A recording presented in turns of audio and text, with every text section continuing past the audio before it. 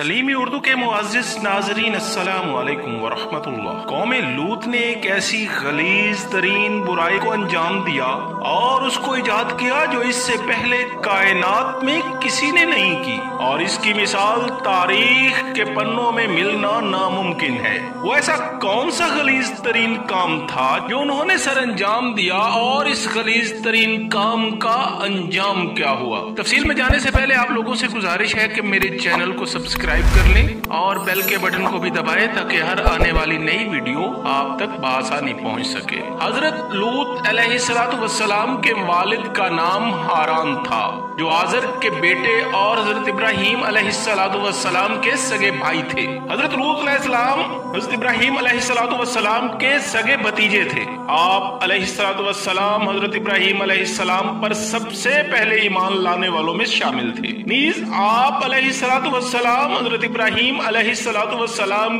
के ही जमाने में अहले सुदूम की रहनुमाई के लिए नबुव्वत के मनसब पर फाइज हुए थे। वालिद हारान के इंतकाल के बाद हजरत लूत अपने चचा हजरत इब्राहीम के साथ बाबुल में मुकीम रहे और फिर एक अरसे बाद सुदूम नामी शहर में आबाद हो गए। सुदूम के आसपास 5 निहायत खूबसूरत तरीन शहर आबाद थे, जिनमें से हर एक की आबादी 1 लाख नफूस से ज्यादा थी। ये इलाके निहायत सरसब्ज व शादाब और कुदरत की फयाजी का हसीन शाहकार थे। बागात की कसरत थी तो लहलहाते खेत यहाँ के बासियों की जरूरियात से कहीं ज्यादा थे, और यही वजह थी कि कुर्बो जवार की बस्तियों के बासी भी अपनी मुआशी और गिजाई जरूरियात पूरी करने के लिए इन बस्तियों का रुख किया करते थे।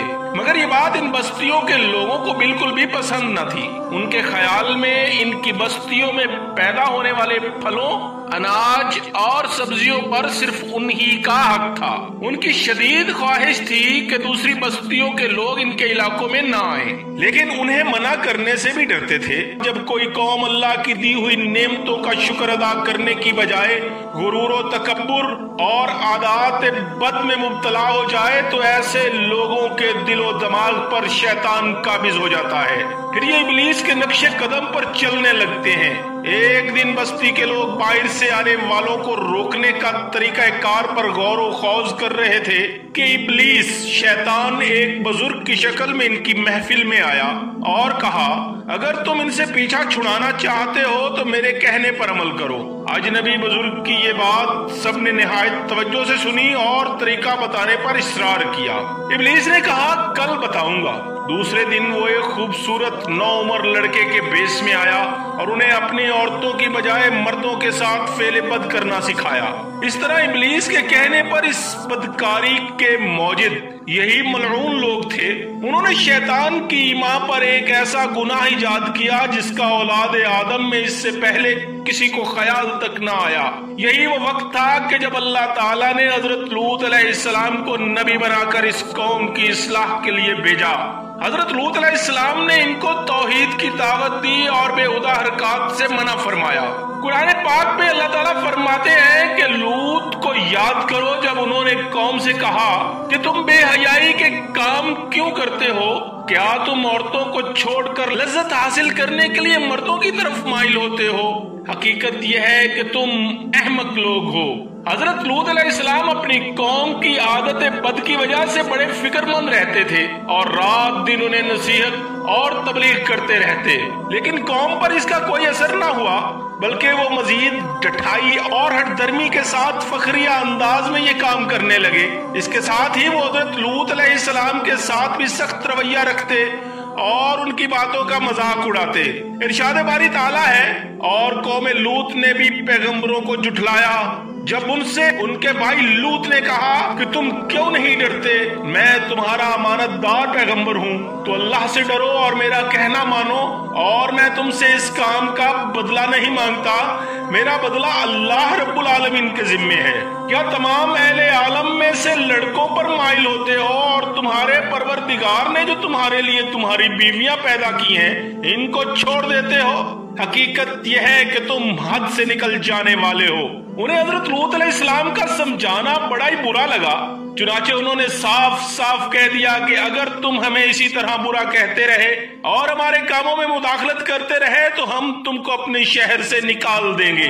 قرآن پاک میں ارشاد خداوندی ہے کہ وہ کہنے لگے اے لوط اگر تم باز نہیں آؤ گے تو ہم تم کو شہر بدر کر دیں گے۔ حضرت لوط علیہ السلام مایوس ہونے کی بجائے قوم کو راہ راست پر لانے کی جدوجہد میں مصروف رہے، لیکن وہاں تو کیفیت یہ تھی کہ مرض بڑھتا گیا جو دوا کی، یعنی جتنا حضرت لوط علیہ السلام اللہ تعالیٰ کے عذاب سے انہیں ڈراتے وہ اتنا ہی ان کا تمسخر اڑاتے، اور پھر ایک دن انہوں نے خود ہی عذاب الہی کا مطالبہ کر دیا۔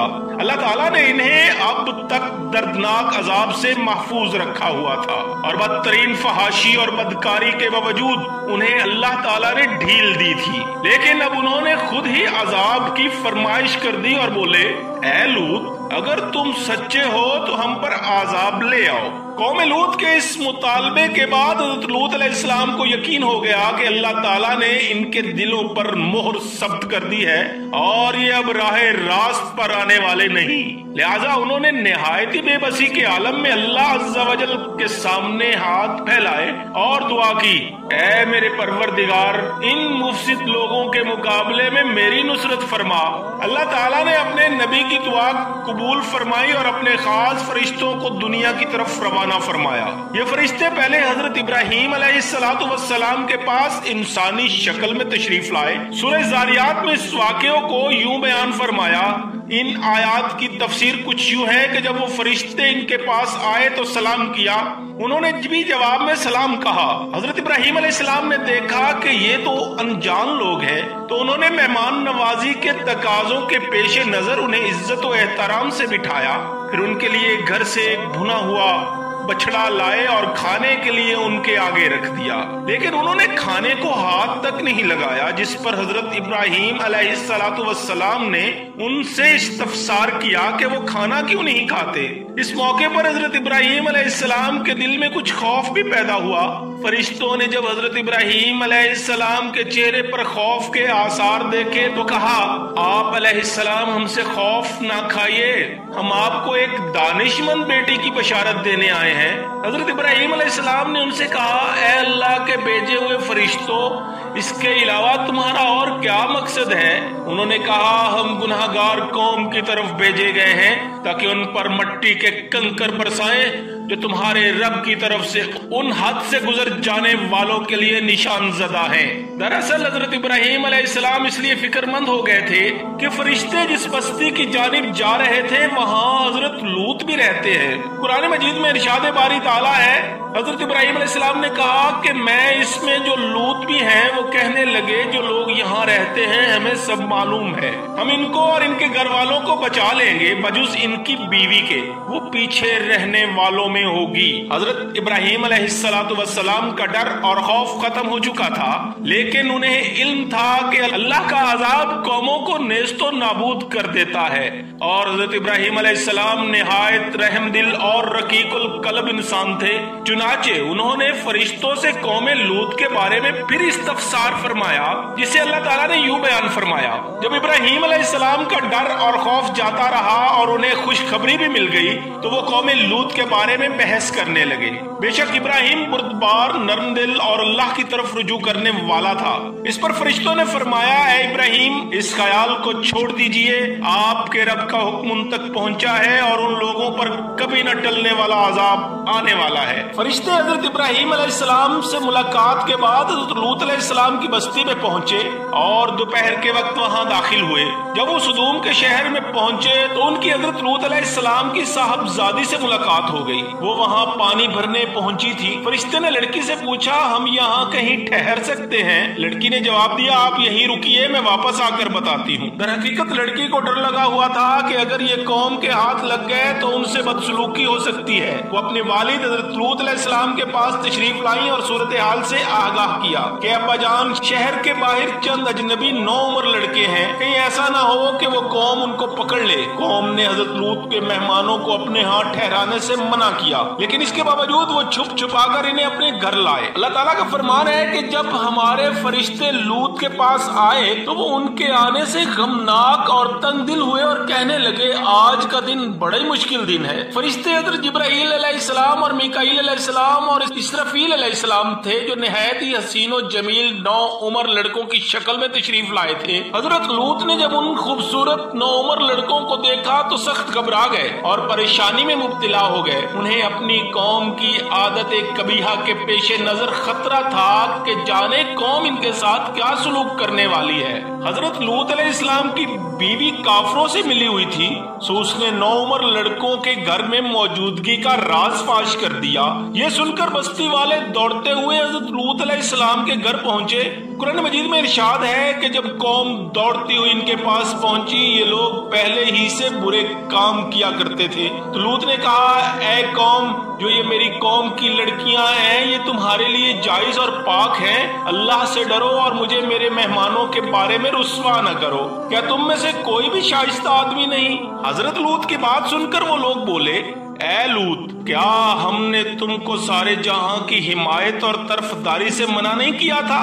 اور تم بخوبی واقف ہو کہ ہمیں تمہاری بیٹیوں سے کچھ حاجت نہیں اور ہماری اصل چاہت اس سے تم بخوبی واقف ہو۔ قوم لوط کے اس بے شرم جواب سے اندازہ لگایا جا سکتا تھا کہ وہ فعل بد میں کس حد تک مبتلا ہو چکے تھے۔ جب حضرت لوط علیہ السلام کی قوم ان کے گھر کی طرف دوڑتی ہوئی آئی تو حضرت لوط نے گھر کے دروازے بند کر لیے اور ان نوجوانوں کو ایک کمرے میں چھپا دیا۔ بدکار مسلح لوگوں نے آپ کے گھر کا گھیراؤ کیا اور ان میں سے کچھ گھر کی دیواریں بھی چڑھنے کی کوشش کرتے رہے۔ حضرت لوط اپنے مہمانوں کی عزت کا خیال سے بہت زیادہ گھبرائے ہوئے تھے، چنانچہ اس بے بسی کے عالم میں ان کے منہ سے نکلا، اے کاش مجھ میں تمہارے مقابلے کی طاقت ہوتی یا کسی مضبوط قلعے میں پناہ پکڑ سکتا۔ فرشتے یہ سب منظر دیکھ رہے تھے۔ جب انہوں نے حضرت لوط کی بے بسی اور پریشانی کا یہ عالم دیکھا تو حقیقت سے پردہ اٹھاتے ہوئے یوں گویا ہوئے، اے لوط، ہم تمہارے رب کی طرف سے بھیجے ہوئے فرشتے ہیں، یہ لوگ ہرگز تم تک نہیں پہنچ سکیں گے۔ کچھ رات باقی رہے تو اپنے گھر والوں کو لے کر چل دو، تم میں سے کوئی شخص پیچھے مڑ کر نہ دیکھے مگر تمہاری بیوی کہ جو آفت ان پر آ پڑنے والی ہے وہی اس پر پڑے گی۔ ان کے عذاب کے وعدے کا وقت صبح ہے، کیا صبح کچھ دور ہے؟ حضرت لوط علیہ السلام حقیقت حال جان کر مطمئن ہو گئے اور اپنے اہل خانہ کے ساتھ رات ہی کو نکل کھڑے ہوئے۔ بیوی بھی ان کے ساتھ تھی لیکن کچھ دور جا کر واپس اپنی قوم کی طرف پلٹ گئی اور قوم کے ساتھ جہنم رسید ہو گئی۔ قوم حضرت لوط علیہ السلام کے گھر کا دروازہ توڑنے پر بضد تھی، چنانچہ حضرت جبرائیل علیہ السلام نے گھر سے باہر نکل کر اپنے پر کا ایک کونا انہیں مارا، جس سے ان سب کی آنکھوں کے ڈیلے باہر آ گئے اور بصارت زائل ہو گئی۔ یہ خاص عذاب ان لوگوں کو پہنچا جو حضرت لوط کے پاس بدنیتی سے آئے تھے۔ صبح عذاب عام میں پوری قوم تباہ ہو گئی تھی۔ صبح کا آغاز ہوا ہی تھا کہ اللہ تعالیٰ کے حکم سے حضرت جبرائیل علیہ السلام نے بستی کو اپنے پر سے اکھیڑا اور پھر اپنے بازو پر رکھ کر آسمان پر چڑھ گئے، حتیٰ کہ آسمان والوں نے بستی کے کتوں کو بھونکنے اور مرغوں کے بولنے کی آوازیں سنی۔ پھر اس بستی کو زمین پر دے مارا، جس کے بعد ان پر پتھروں کی بارش ہوئی، ہر پتھر پر مرنے والے کا نام لکھا ہوا تھا۔ جب یہ پتھر ان کو لگتے تو سر پاش پاش ہو جاتا۔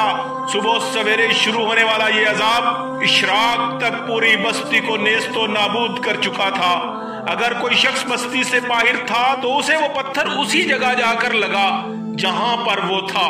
اللہ تعالیٰ نے قرآن پاک میں فرمایا کہ پھر جب ہمارا حکم پہنچا تو ہم نے وہ بستیاں الٹ دیں اور اس زمین پر کھنگر کے پتھر برسانا شروع کیے جو لگاتار گر رہے تھے، جن پر تمہارے رب کی طرف سے خاص نشان بھی تھے اور وہ ظالموں سے کچھ دور نہیں۔ لوط علیہ السلام کی ان خوبصورت بستیوں کو اللہ تعالیٰ نے ایک انتہائی بدبودار اور سیاہ جھیل میں تبدیل کر دیا، جس کے پانی سے رہتی دنیا تک کوئی فائدہ نہیں اٹھایا جا سکتا۔ سمندر کے اس خاص حصے میں کوئی جاندار، مچھلی، مینڈک وغیرہ زندہ نہیں رہ سکتا، اسی لیے اسے بحر مردار کہا جاتا ہے۔ اس کے مغرب میں اسرائیل اور مشرق میں اردن واقع ہے۔ بحیرہ مردار کا یہ علاقہ سطح سمندر سے 420 میٹر یعنی 1378 فیٹ نیچے ہے۔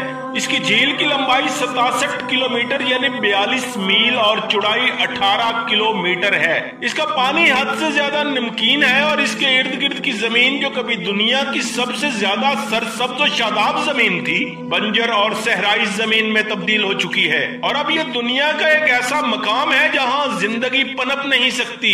दुनिया के 5 हसीन तरीन बस्तियों में आबाद कौम लूत को अल्लाह ताला ने 2200 साल कबल मसीह नेस्तो नबूद फरमाकर रहती दुनिया तक के लिए इबरत का निशान बनाया और अक्लो शऊर रखने वालों के लिए नसीहत बना दिया। कुछ साल पहले बुहिरा मुर्दार के साहिल पर कौम लूत की बस्तियों के बाज तबाहशुदा आसार जाहिर हुए, जबकि अल्लाह ताला ने 1400 वर्ष पहले कुरान करीम में फरमा दिया था कि हमने इस बस्ती को सरी इबरत का निशान बना दिया उन लोगों के लिए जो अक्ल रखते हैं। जज़ाकल्लाह।